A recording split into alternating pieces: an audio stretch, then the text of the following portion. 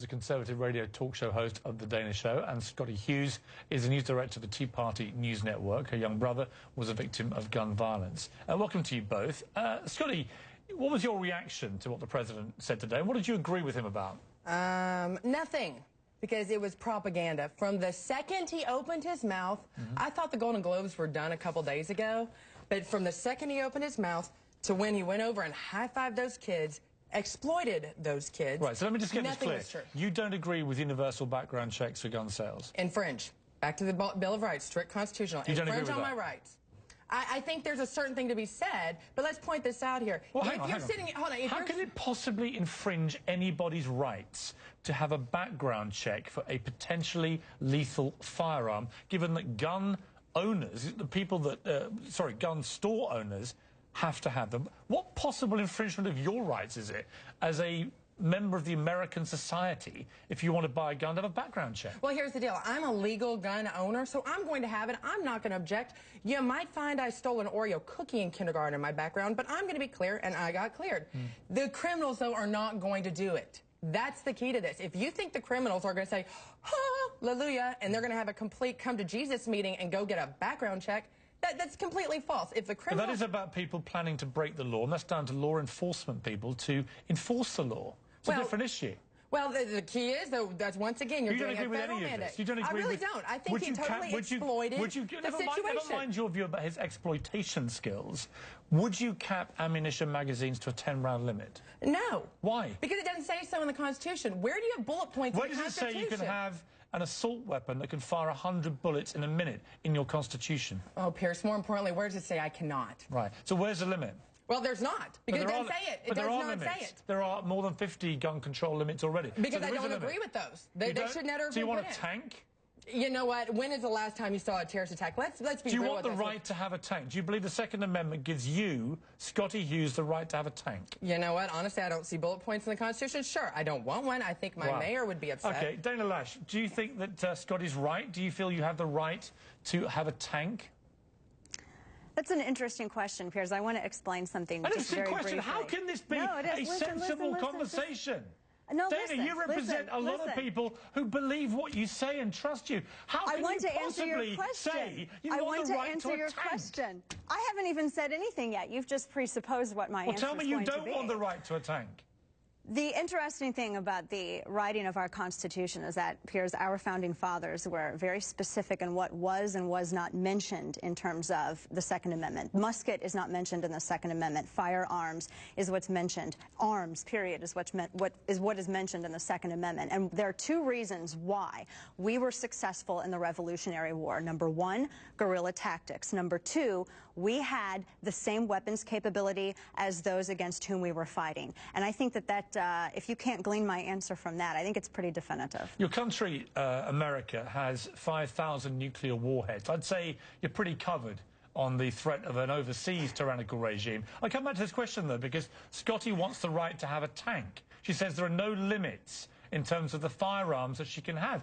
By your answer just now, the logical assumption from that is that you also believe there should be no limitation on firearms if a potential enemy has the same thing. So let me ask you again, Dana. Do you think you should have the right to have a tank under the Second Amendment?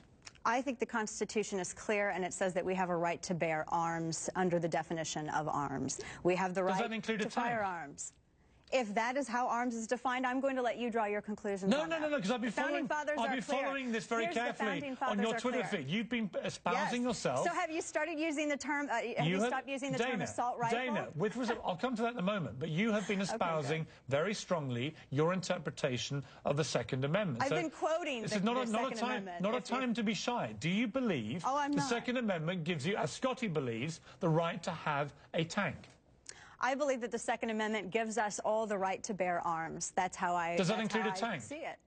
If it falls under the definition of firearms. Do you think it does? If it falls under the definition of firearms. Do you think it does, Dana? If I say so, you're going to fire back and accuse me about my interpretation. No, I'm asking you. You've been interpreting it all week. I've been reading your Twitter feed. Do you think? No, I've been quoting the Constitution. What I think is more of interest is your use of the term assault rifle. Does your personal interpretation? Dana, answer my question. Does your personal interpretation of the Second Amendment include your right to have a tank?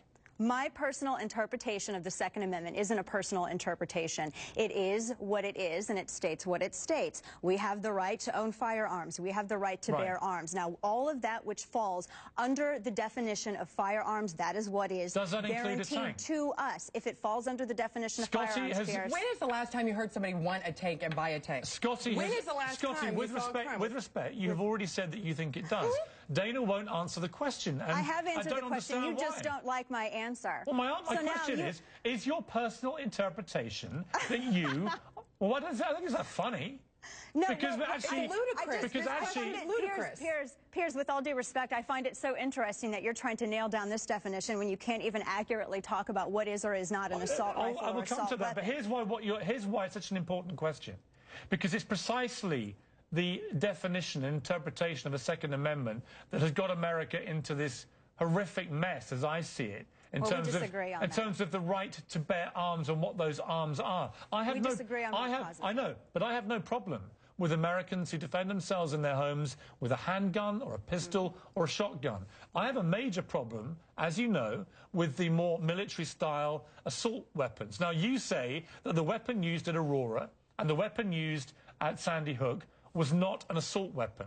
I ask you, what is an assault weapon if it's not a weapon that can kill 20 children in a few seconds or unload 100 bullets in a movie theatre in 90 seconds? What do you term that kind of weapon if it's not an assault weapon? And the reason I put it to you is that the last time there was an assault weapon ban, that particular weapon was included in the ban.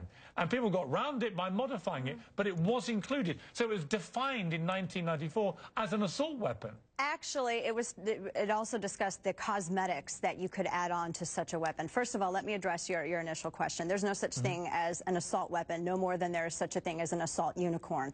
And if there is one that exists, I would love to capture it. As for assault rifle, you like to use the term military-style assault rifle. I'm not quite sure what constitutes to you military style, but I will tell you this. Well, let me make it easier for you. Let me make it easier for you. My brother's a British Army colonel. And he says that from his testing... So you're an expert?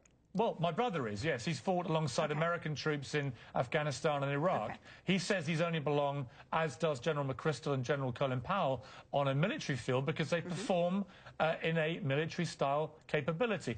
When a young, deranged man...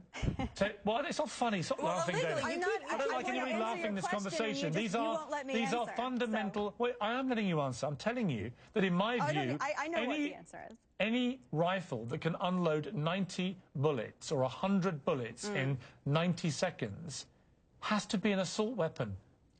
Well, again, assault rifle, when you use the term military-style assault rifle, you do realize that you're trying to conflate the terms, and you're giving the impression that Adam Lanza and these other individuals actually owned military standard rifles. An assault rifle, if you want to use this term for the sake of argument, you're talking about either a weapon or a firearm that's capable of select fire, which I'm sure you know what that means, I do, yeah. Being that you're discussing it, or it's semi-automatic, automatic, or it's capable of select fire. No, you see, I'm actually not, though. I'm actually not. I'm talking about... Well, let me tell you, as a firearm owner, as a member of the NRA, and someone who has shot fully automatic weapons and who owns semi-automatic weapons, let me tell you that a citizen cannot go out and purchase a fully automatic weapon. They are regulated to ban. So when you use this terminology, it is from this knowledge base that you're using to cast aspersions onto our Second Amendment rights. You don't dispute that the AR-15 was banned under the last assault weapons ban.